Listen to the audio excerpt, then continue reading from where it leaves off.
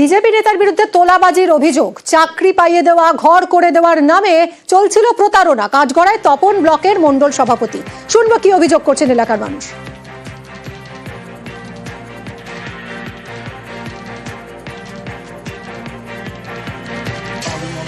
আমাদেরকে বলেছিল MLA fund থেকে গরিব মানুষের জন্য ঘর দেওয়া হবে।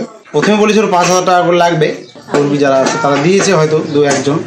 না না না, কোনো ঘর টর পায়নি, টাকাও পায়নি। একটা কাজের অফার করে রেল ডিপার্টমেন্টের, জমি বন্ধক দিয়ে টাকাটা দিই। আমাকে তো প্রথমে অফার করেছিল 2-2.5 লাখ টাকা, তারপর আমাকে বলেছিল যে তুমি এখন 30,000 টাকা দাও, পরে তোমার যখন কাজটা সম্পূর্ণ হবে তখন টাকাটা নিয়েছিল হচ্ছে আমাদের মন্ডল প্রেসিডেন্ট বুধরাই টুডুর নাম করে। কি নাম মন্ডল প্রেসিডেন্টের? আমাদের মন্ডল প্রেসিডেন্টের নাম কবিরাজ বাস্কে। আপনি তো বিজেপি করেন? হ্যাঁ, আমি বিজেপি বুথ প্রেসিডেন্ট।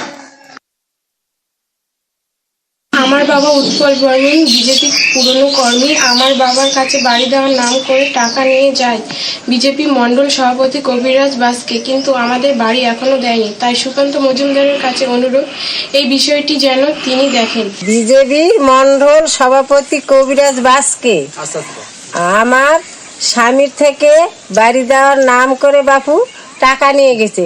আমাদের এমএলএ কোটা থেকে বলে বাড়ি দিবে, কিন্তু বাড়িও দেয়নি, কিছুই দেয়নি। আমরা তাই সুকান্ত মজুমদার কাছে অনুরোধ করছি, আমরা আমাদের এই বিষয়টা যেন দেখে। বিধায়ক তহবিলের টাকা থেকে ঘর দেওয়ার প্রতিশ্রুতি দিয়ে টাকা তুলেছেন মণ্ডল সভাপতি, এরকমই দাবি করছেন খোদ বিজেপির বিদায়ী বুথ সভাপতি। যেরকম শোনালাম আপনাদের, বিজেপি কর্মীরাও কথা বলবো আমাদের প্রতিনিধি অনুপের সঙ্গে। অনুপ, বিজেপির মণ্ডল সভাপতির বিরুদ্ধে অভিযোগ আনছেন বিজেপি কর্মীরাই। একদমই দেখো মিমি, যে ঘটনা কিন্তু রাজনীতির মোড় নিয়েছে তপন বিধানসভা এলাকায়।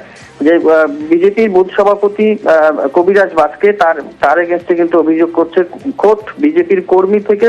বিজেপির তপনের শঙ্কর এলাকার যে বুথ সভাপতি রয়েছে স্বপনশীল, তিনি নিজে যে তাকে রেলে চাকরি দেওয়ার নাম করে তার কাছ থেকে 30,000 টাকা নিয়েছিল এই বুথ সভাপতি কবিরাজ বাস্কে।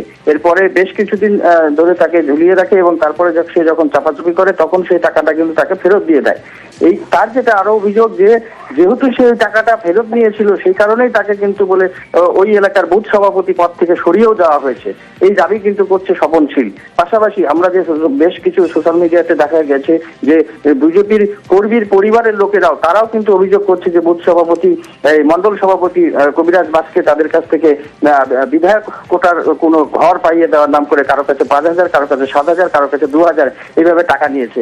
আবার এটাও শোনা যাচ্ছে যে সে কিন্তু চাপে পড়ে সেই টাকা কিন্তু বেশ কিছু মানুষকে ফেরতও দিয়েছে বলে জানা গেছে। এই যে অভিযোগ, এই অভিযোগ নিয়ে কিন্তু রাজনৈতিক চর্চা শুরু হয়েছে দক্ষিণ দিনাজপুর জেলা জুড়ে। মিমি, আমরা শুনবো বিধায়কের কি বক্তব্য।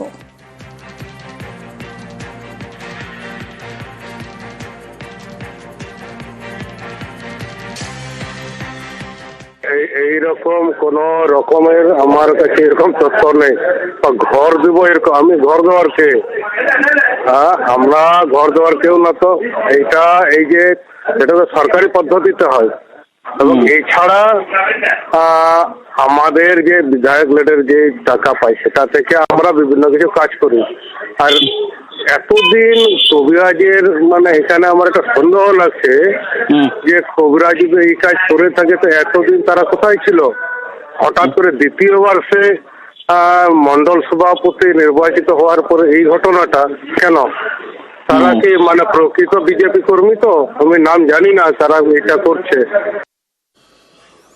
আমরা বিধায়কের বক্তব্য শুনলাম, কারণ মণ্ডল সভাপতি তিনি অভিযোগ করছেন যে ঘর দেওয়ার কথা বলেছেন বিধায়ক, ঘর দেবেন বিধায়ক।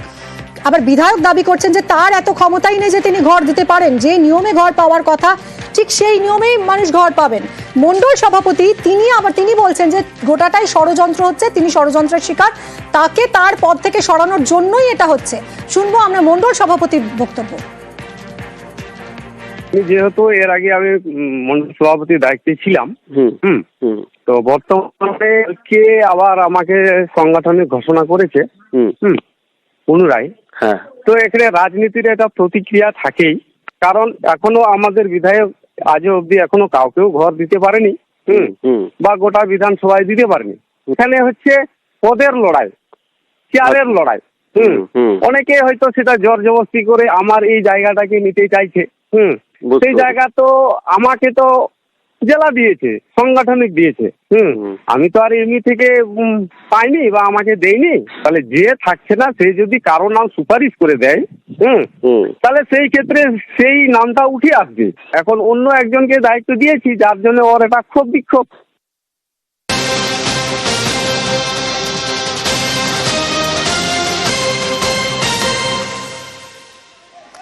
লালগড়ে হাতির আতঙ্ক, ঝাড়গ্রামের লালগড়ে হাতির তাণ্ডব।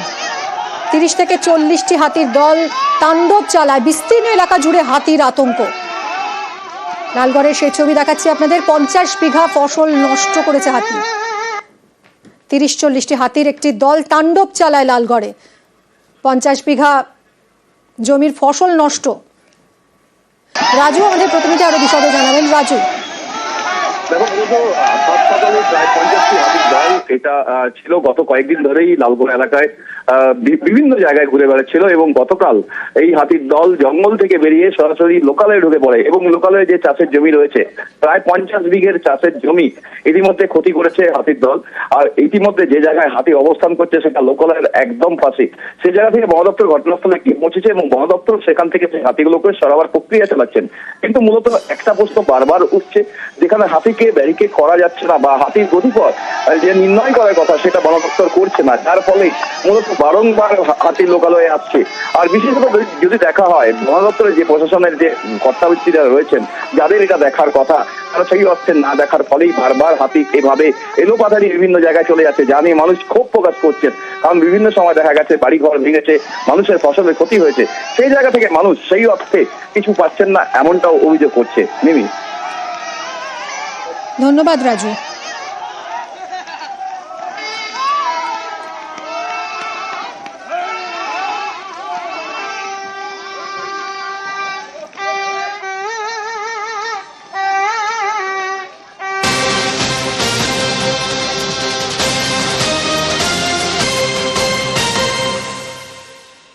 খড়গপুরের ঝড় শিলাবৃষ্টির ছবি দেখাবো আপনাদের। দক্ষিণবঙ্গের বেশ কয়েকটি জেলাতেই ঝড় বৃষ্টি হয়েছে, এবং তার মধ্যে খড়গপুরের ছবি দেখুন।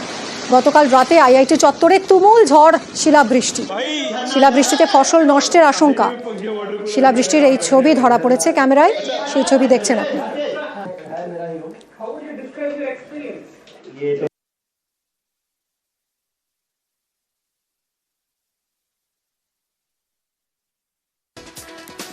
দুয়ারে রিপোর্টারের শেষে এবার একটু আবহাওয়ার খবর দিয়ে শীত শেষে রাজ্যে বৃষ্টি, আগামীকাল থেকে বৃষ্টির পূর্বাভাস। কলকাতা সহ দক্ষিণবঙ্গে বৃষ্টি।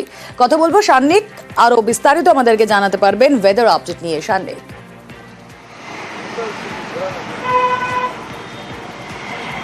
দেখো, শীতের একদম শেষ লগ্নে এসে ঠান্ডা কিন্তু একেবারে প্রায় কমে গেছে বলাই যায়। গরম ভালো রকম পড়ে গেছে দক্ষিণবঙ্গে। উত্তরবঙ্গের জেলাগুলোতে সকালের দিকে হালকা ঠান্ডা অনুভূত হলেও সেইটাও কিন্তু খুব বেশি দীর্ঘস্থায়ী হবে না, তেমনটাই পূর্বাভাস হাওয়া অফিসের। বৃষ্টির পূর্বাভাসের কথা জানালো হাওয়া অফিস। ইতিমধ্যেই যেটা জানানো হয়েছে, রবিবার পর্যন্ত উত্তরবঙ্গের জেলাগুলিতে, দার্জিলিং সহ উত্তরবঙ্গের জেলাগুলিতে বৃষ্টির সম্ভাবনা, এবং দক্ষিণবঙ্গেও আগামীকাল থেকেই বৃষ্টির সম্ভাবনা রয়েছে বিক্ষিপ্তভাবে। অর্থাৎ শীতের একদম শেষ পেলে বৃষ্টির কারণে বেশ কিছুটা ঠান্ডা কমে যাবে, তেমনটাই বলা হচ্ছে, এবং চাষের ক্ষতির একটা পূর্বাভাস কিন্তু আগেভাগেই। বেশ, আবহাওয়া দপ্তরের কি বক্তব্য শুনবো।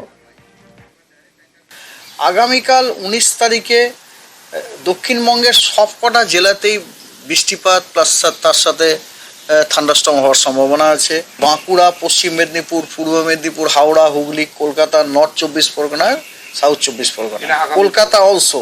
20 তারিখে দক্ষিণবঙ্গের সবকটি জেলাতে থান্ডারস্টর্ম সাওয়ার উইথ রেন হওয়ার সম্ভাবনা রয়েছে, এবং উত্তরবঙ্গে মালদা, কালিম্পং, জলপাইগুড়ি এবং দার্জিলিং এই জেলাগুলিতে আপনার হালকা বৃষ্টিপাত বিক্ষিপ্তভাবে 2-1 জায়গাতে হওয়ার সম্ভাবনা আছে।